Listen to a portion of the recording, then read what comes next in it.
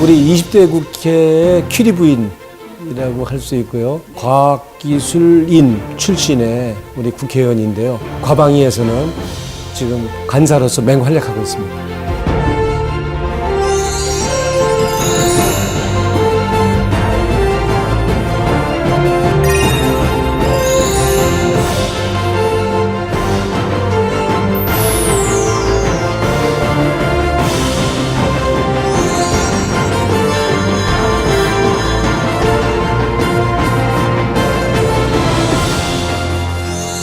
지역과 계층을 뛰어넘어 정의롭고 따뜻한 나라를 만들기 위해 노력하고 계신 분입니다. 신용현 국회의원 모셨습니다. 안녕하세요, 의원님. 안녕하십니까? 네.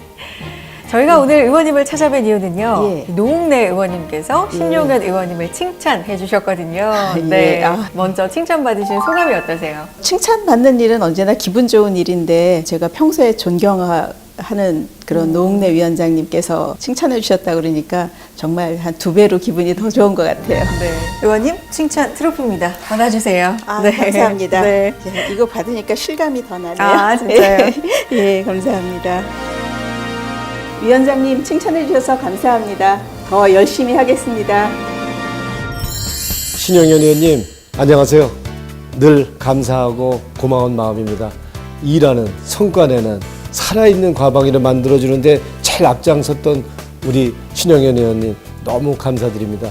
이런 우리가 정말 국민들의 뜻에 맞춰서 이게 일하는 우리 국회가 되도록 이끌어주는데 너무 감사드리고요. 협치하는 우리 국회 되도록 우리 힘을 합쳤으면 좋겠습니다. 우리 신용현 의원님 화이팅! 감사합니다. 감사합니다, 위원장님. 이제는 신용현 의원님에 대해서 이야기를 좀 들어보고자 합니다. 의원님께서는 물리학을 전공하셨더라고요. 예, 물리 전공했습니다. 네, 과학기술인으로서 20대 국회에 입성을 하셨는데 계기가 있었나요? 우리 국가 운영하는데 가장 많이 쓰이는 게 과학기술이거든요. 국방, 보건, 환경, 의료 이런 모든 분야에서 이제 과학기술이 응용되고 있는데 정치하시는 분들이 과학기술에 대해서 조금 이해가 깊은 분들이 많아졌으면 좋겠다. 그런 생각은 항상 하고 있었어요. 근데 이제 제가 국회에 들어오거나 정치할 생각은 못 했다가 20대 국회 처음에 이제 만들어질 때 국민의당이 그 당시에 내걸었던 기치가 교육혁명, 과학기술혁명, 창업혁명으로 미래를 열어갑니다 하는 캐치프레이즈를 걸었거든요. 근데 우리나라 국가 미래를 여는 정말로 키워드를 제대로 잡았다고 생각이 들어서 굉장히 낯선 분야지만 정치에 도전을 하게 됐습니다. 네. 의원님 20대 국회 초선 의원이십니다. 예. 네. 지금 현재 어떤 현안에 좀 관심을 갖고 계신지, 어떤 포부 갖고 계신지 궁금해요. 제가 이제 처음에 국회에 들어왔을 때 관심을 가졌던 것이 연구실 안전법에 관련된 것을 제가 시도를 했어요. 근데 아직까지는 되진 않았는데 연구실 안전 그러면 아마 이렇게 어떤 게 제일 먼저 떠오르세요? 연구실 안전 그러면 그 연구실에서 일하는 연구자가 안전해야 되잖아요. 그렇죠.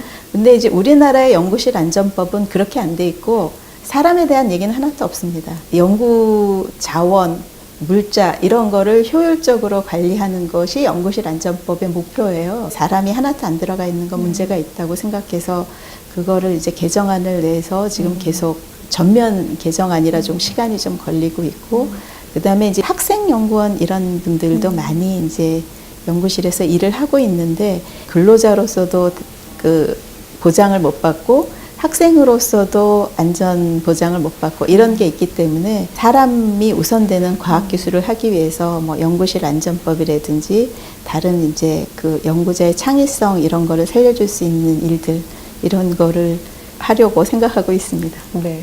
자, 얼마 전이었습니다. 정보출연연구소 등이 연구 목적 기관으로 지정이 되는 쾌거가 있었습니다. 69개 정도로 제가 본 기억이 있는데요. 이게 과학기술계의 정말 수건이었다고 하는데 이게 저는 사실 이해가 잘 안 되더라고요. 어떤 의미가 있는 건가요? 연구기관이 지금도 그렇지만 기타 공공기관으로 이렇게 묶여 있어요. 이게 연구기관 특성하고는 영 동떨어진 일들을 해야 될 때가 많고, 그 다음에 이제 연구 성과를 내는데 방해되는 일도 많았고, 또 경영을 하는데 이제 문제가 되는 게 많았거든요.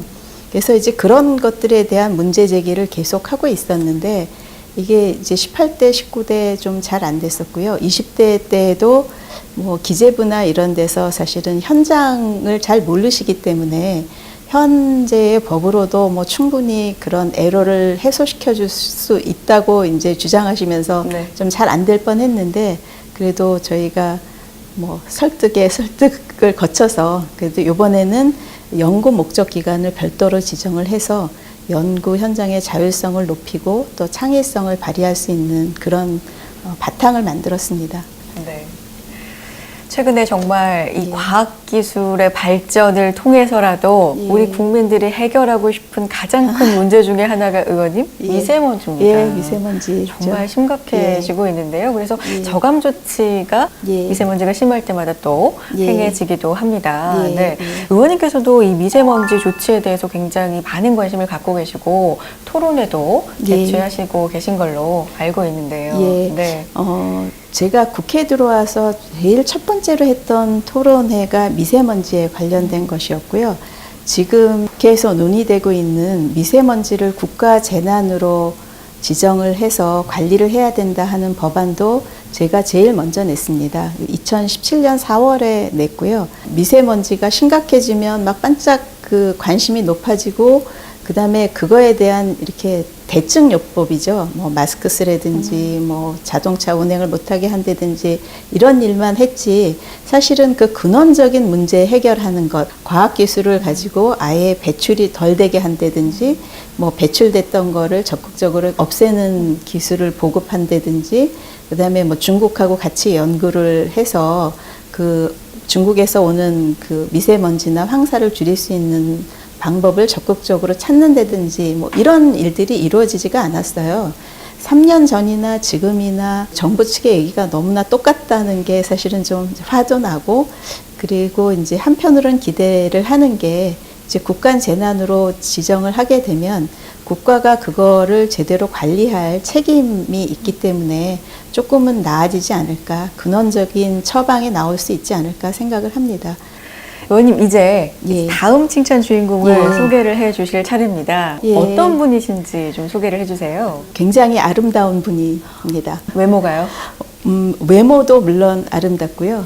그 다음에 이제 내적으로도 그 지성미나 그 다음에 품성이나 이런 게 제가 볼 때 굉장히 아름다운 분이에요. 네, 외면뿐만 아니라 내면까지 아름다운 그분 다음 예. 칭찬 주인공 누구십니까? 예, 더불어민주당의 박경미 의원님입니다.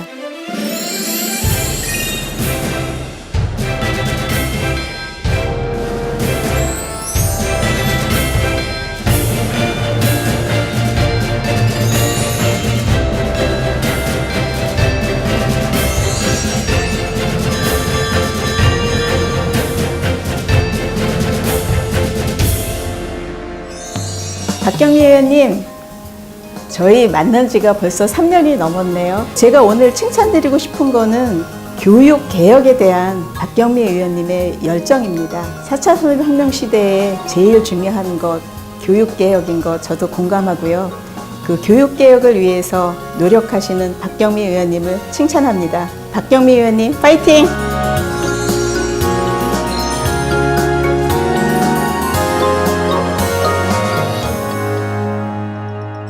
의원님의 정치 활동, 의정 활동 계속해서 응원하겠습니다. 예. 고맙습니다. 예, 감사합니다.